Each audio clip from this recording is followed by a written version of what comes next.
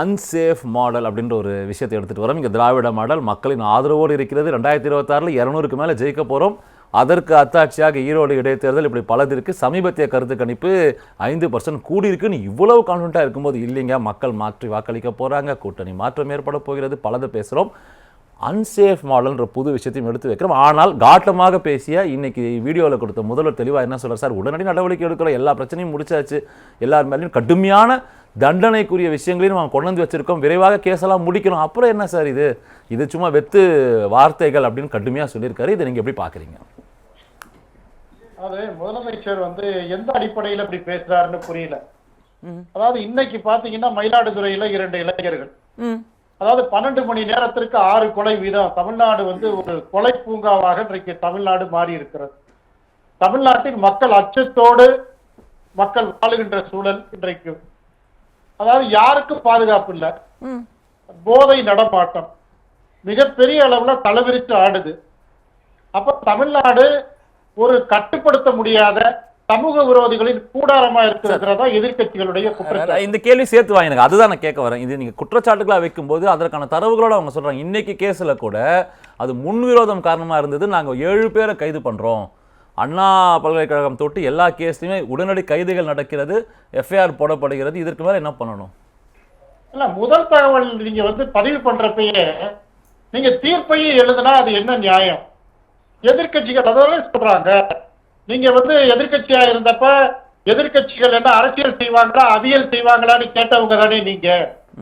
அப்ப இன்றைக்கு ஒரு காவல்துறை நடந்த ஒரு பிரச்சனைக்கு உடனடியா அந்த முதல் தகவல் அறிக்கை எழுதுறதுக்கு முன்னாடியே இது ஒரு முன்விரோதம் என்ற கருத்தை வைப்பதற்கு அதை எப்படி மக்கள் ஏற்றுக்கொள்வார்கள்?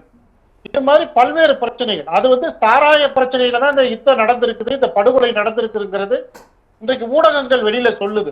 ஆனா காவல்துறையும் அரசும் இன்றைக்கு திட்டமிட்டு இந்த செய்தியை பரப்புறாங்க. அப்ப எல்லாத்தையும் மூடி மறைக்கிறாங்க. நீங்க சமீபத்துல கடந்த ஒரு 6 மாதத்துக்கு முன்னாடி திருப்பூர் பக்கத்துல ஒரு பெண் கண்ணீர் கூட பலி கொடுத்துட்டு கொலை பண்ணிட்டாங்க. அந்த பெண் கதறினாங்க. அமைச்சர் போய் பதில் சொல்றாரு.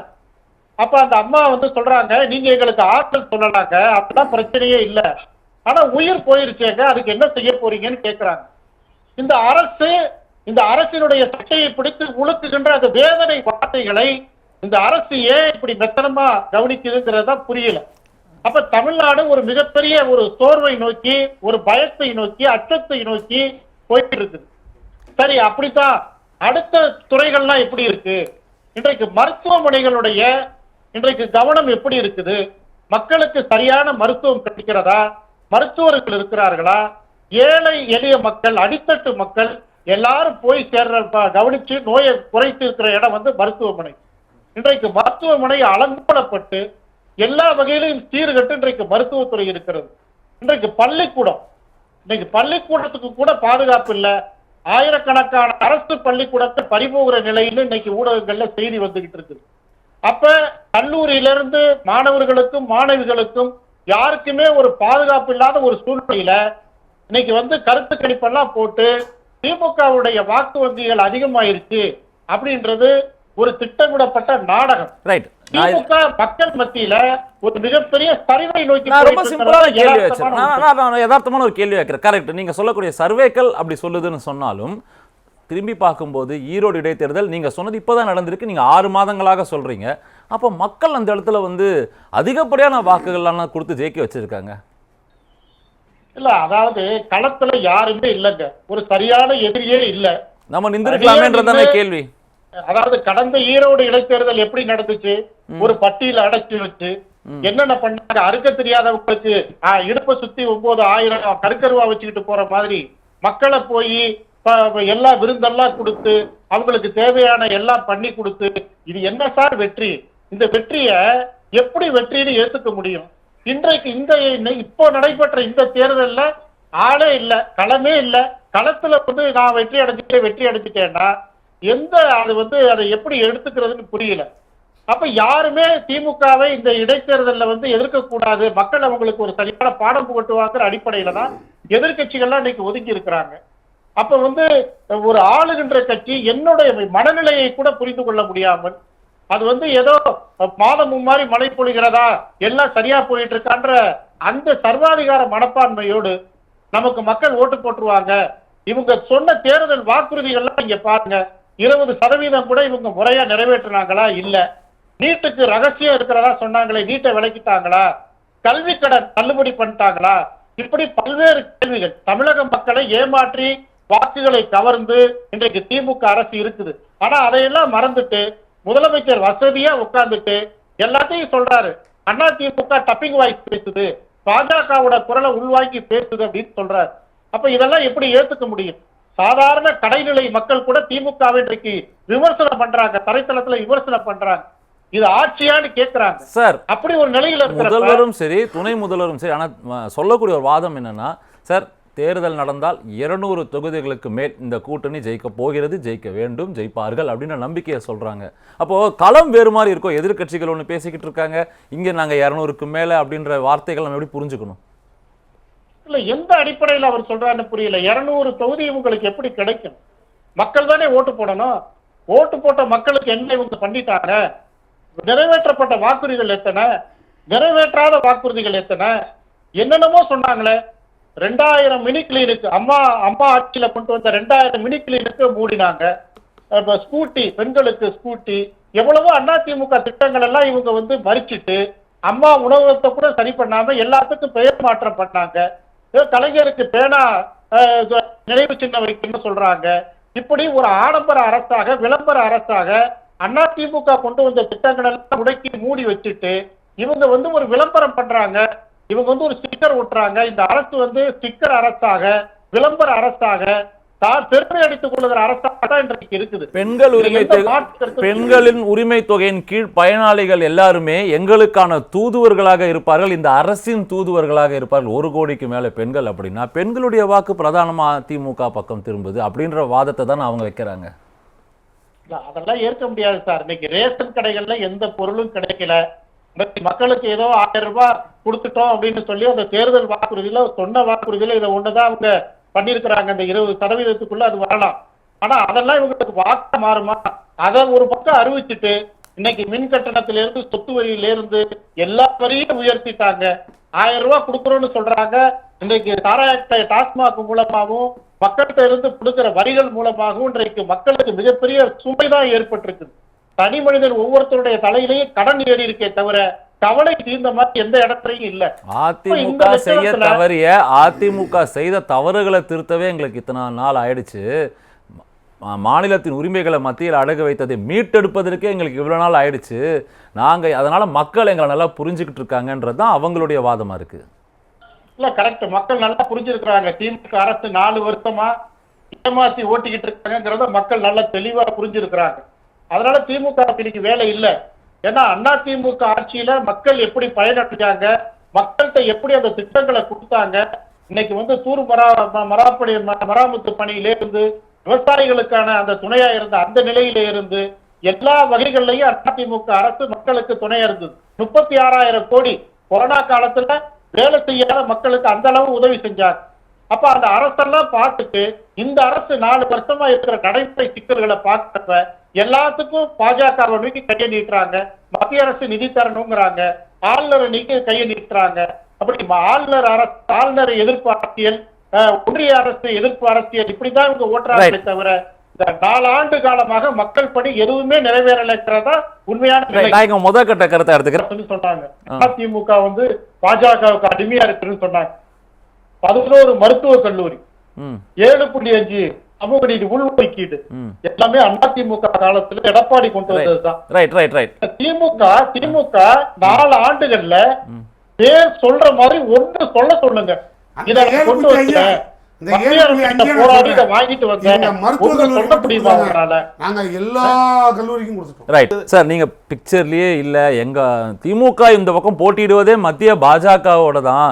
என்ன பெருசா திமுக எதிர்ப்பு நடந்துருச்சு? ரொம்ப நாள் அது நடந்துகிட்டு தான் இருக்கு. ஆனா கடந்த 7 தேர்தல்கள் தோல்வி. மக்கள் நீங்க என்ன வேணாலும் சொல்லலாம், அன்சேஃப் மாடல் சொல்லலாம், மக்கள் இந்த விழிச்சுப்பாங்க, வாக்களிக்க மாட்டாங்க, நீங்க பலவிதமான விஷயங்கள் பேசினாலும் இது திமுகவினுடைய வெற்றிக்கான அச்சாரமாக தான் இது இருக்கு. ஈரோடு தேர்தலையும் புறந்தள்ளி இருக்கீங்க, இங்க பிக்சர்லயே அதிமுக இல்லைங்க அப்படின்றாரு ராஜகம்பீரம். இல்ல, பொதுவா திமுக வந்து இன்றைக்கு அதாவது இவங்க எல்லாம் சொல்றது பாஜகவை சொல்றாங்க. பாஜக தன்னுடைய சித்தாந்தத்தை திணிக்கிறது, இந்த ஆட்சியை நடத்த விட மாட்டேங்கிறாங்கன்னு இன்னைக்கு திமுக புலம்பல் தான் இன்னைக்கு அதிகமா கேக்குது. எங்க அண்ணன் சூர்யா வெற்றி கொண்டார் சொன்னார், தன்னுடைய சித்தாந்தத்திலேயே இன்றைக்கு திமுக உறுதியா இல்லங்க. அதுதான் யதார்த்தமான நிலை. நீங்க திராவிட சித்தாந்தம்னு சொல்ற திமுக அரசு, திராவிட மாடல்னு சொல்ற திமுக அரசு பேனா சிலை வைக்கிறதுக்கு ஒரு கட்சியோட தலைவர் சீமான் வந்து சொல்றாரு, அந்த பேனா சிலையை நான் உடைப்பேன்னு சொல்றாரு. எதிர்ப்பு வரணும்ல இந்த அரசுகிட்ட இருந்து? எதிர்ப்பு இல்ல. சரி, ஒரு சித்தாந்த தலைவரா வச்சிருக்கிற பெரியார் இருக்கார் இல்லையா, பெரியார வந்து கொச்சைப்படுத்தி கேவலப்படுத்தி எல்லா தரைத்தளத்திலையும் இன்னைக்கு விமர்சனம் பண்றாரு. உடனே சித்தாந்த தலைவரை விமர்சனம் பண்ணதுக்காக இந்த திமுக திராவிட மாடல் அரசு என்ன நடவடிக்கை எடுத்துச்சு? ஒண்ணும் இல்லை. அப்ப தன்னுடைய காரியமும் இல்ல, வீரியமும் இல்லாத ஒரு அரசு. அப்ப அதிமுக தன்னுடைய செயல்திறனோடு தரைத்தளத்துல இன்றைக்கு இந்த அரசை எதிர்க்கின்ற ஒரு கட்சியாக அதிமுக இன்றைக்கு நேர்பட நிற்கிறது. டங்ஸ்டனுக்கு சட்டப்பேரவையில எதிர்கட்சி தலைவர் குரல் கொடுத்ததற்கு பிறகுதான் தூக்கம் கலைஞ்சு 10 மாதத்துல இந்த திமுக எந்திரிச்சிட்டு அதுக்கு சொந்தம் கொண்டாடுது. காரணம் நாங்க தான் சொல்லுது. அப்ப எல்லா வகைகளையும் கோட்டை விட்டு குரட்டை விட்டு தூக்கி கொண்டிருக்கிற இந்த அரசு தன்னுடைய துறைகள் ரீதியாகவே சரியான கவனிப்பு இல்லாம மக்களை மிகப்பெரிய திண்டாட்டத்துல வச்சிருக்கிற இந்த அரசு கூட்டணியை நம்பிதான் இன்னைக்கு இருக்குது.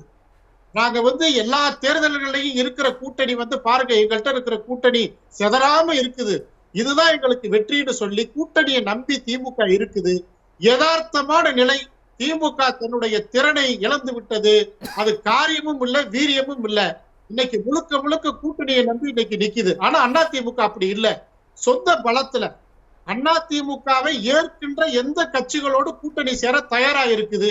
பிஜேபியை எதிர்க்கிறதுக்கும் இன்றைக்கு தயாரா இருக்குது. பிஜேபியை சொல்லுங்க, கதவை திறந்து வச்சிருக்கிறேன்னு சொன்ன தேசிய கட்சியை தூக்கி எரிஞ்சிட்டு நாடாளுமன்ற தேர்தல்ல தன்னுடைய தனித்தன்மை என்ன நிரூபிக்கிறதுக்காக அதிமுக நின்னுச்சு. அந்த தெம்பு திராணி அதிமுகவுக்கு இருக்கு, திமுகவுக்கு இருக்குதா? அண்ணன் சூர்யா வெற்றி கொண்டாடி இவ்வளவு பேசுறாரு.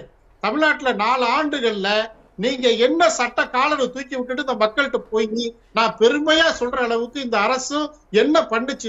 ஒரு மிகப்பெரிய பட்டியலை சிஎம் வெளியிட்டு இருக்காரு. நீங்க பாத்திருப்பீங்க அந்த காணொலி. மகளிர் உரிமை திட்டம் ஆரம்பிச்சு, காலை சிற்றுண்டியில் ஆரம்பிச்சு ஒரு 10-15 ஸ்கீம் எல்லாம் ஒரு அவுட்லைன் பண்றாரு சார். 522 வாக்குறுதியில சுத்தி சுத்தி சொல்றது இந்த அரசு சொல்றது இதைத்தான் சொல்றாங்க. நாங்க வந்து இலவச பஸ் பயணம் கொடுத்தோம், மகளிருக்கு உரிமை தொகை கொடுத்தோம். நாங்க கேட்கறது பிரதான வாக்குறுதிகள்ல நீங்க என்ன நிறைவேற்றினீங்கன்னு கேட்கிறோம். அதுக்கு பதில் யாருகிட்டயுமே இல்ல. எங்க அண்ணன் சூர்யா வெற்றி கொண்டா சொல்லுவாருன்னா அவரும் சொல்ல மாட்டேங்கிறாரு. அவரும் அதே தான் சொல்றாரு, நாங்க செஞ்சிட்டோங்கிறாரு. என்ன செஞ்சிட்டோம்னு யாருக்கும் தெரியல. இன்னைக்கு ரேஷன் கடையில பொருட்கள் கிடைக்கல, மக்களுக்கு மருத்துவம் சரிவர கிடைக்கல, மருத்துவர்கள் இல்ல. இன்னைக்கு பல்வேறு இடங்கள்ல கல்வி நிலையங்கள்ல பெண்களுக்கு, மாணவர்களுக்கு பாதுகாப்பு இல்ல. ஒரு போதை கலாச்சாரம் நிறைந்த நாடா இன்னைக்கு இருக்குது. சந்தி சிரிக்குது. எல்லா வகைகள்லையும் தமிழக அரசு தோற்று போன அரசாக இன்றைக்கு இருக்கிறது. அதுக்கு மாடல் அரசுன்னு பேர் வச்சு இவங்க பேரு தான் வச்சிருக்கிறாங்க, சோறு வைக்கல. எல்லா வகைகளையும் மத்திய அரசு கைய காமிக்கிறாங்க. இயற்கை பேரிடர்ல திமுக அரசு இந்த 4 ஆண்டுகள் சந்திச்ச அத்தனை பிரச்சனைகளுக்கு, மக்கள் பட்ட வேதனைகளுக்கு இந்த அரசால் என்ன செய்ய முடியுன்றத இந்த மக்கள்கிட்ட இவங்க நிரூபிக்கவே இல்லை. இவங்க முழுக்க முழுக்க மத்திய அரசை கைய காமிச்சுட்டு இவங்களுடைய குறைகள்ல இருந்து தப்பிக்க பாக்குறாங்க. இது வந்து மக்களை தொடர்ந்து ஏமாத்துறாங்க. எல்லா விஷயங்களையும் ஏமாத்திக்கிட்டு இருக்கிற அரசு தான் திமுக அரசு. பணமே இல்லைனாலும் நாங்க தாங்க மாநில அரசு பணம் கொடுத்தோம், ஒன்றிய அரசு பணம் கொடுத்தோம்னு உங்களால சொல்ல முடியுமா? எடப்பாடி எங்கேயாவது ரொட்டி பிஸ்கட் கொடுத்தீங்கன்னு சொல்ல முடியுமா? எல்லா ரொட்டி பிஸ்கட் அதிமுக தான் பணி வேலை செஞ்சிருக்காங்க. எல்லா இடத்துலயும் அதிமுக தான் வேலை செஞ்சிருக்காங்க. எல்லா மாவட்டங்களையும் வேலை செஞ்சிருக்காங்க. தலைப்புக்குள்ள வந்துரும். நன்றி. கட்சியில வைகோ போயிட்டாரு வெளியில திமுக விட்டுட்டு, உடனே திமுக சோர்ந்து போகலாம். அப்ப எல்லா அரசியல் கட்சிகளுக்கும் யாரையும் ஒரு சிலரை நம்பி இல்ல. அது தன்னுடைய இலக்கை நோக்கி தான் போயிட்டு இருக்கு. சுருக்கமா ஒரே காலை உணவு திட்டம் சொன்னாங்க. காலை உணவு திட்டமே அதிமுக கொண்டு வந்த திட்டம் தான். அப்ப சிக்கர் அரசுங்கிறத இதை ப்ரூவ் பண்ணிட்டே இருக்கிறாங்க. நீங்க நாங்க கேட்கறது வந்து அரசு ஊழியர்களுக்கு ஓய்வூதியம் என்னாச்சு, போக்குவரத்து தொழிலாளர்கள் இது பாதுகாப்பற்ற அரசு. தலைப்புக்கு வந்துடுறேன். இது பாதுகாப்பற்ற அரசு மட்டும் இல்ல, பயனற்ற அரசு. நன்றி.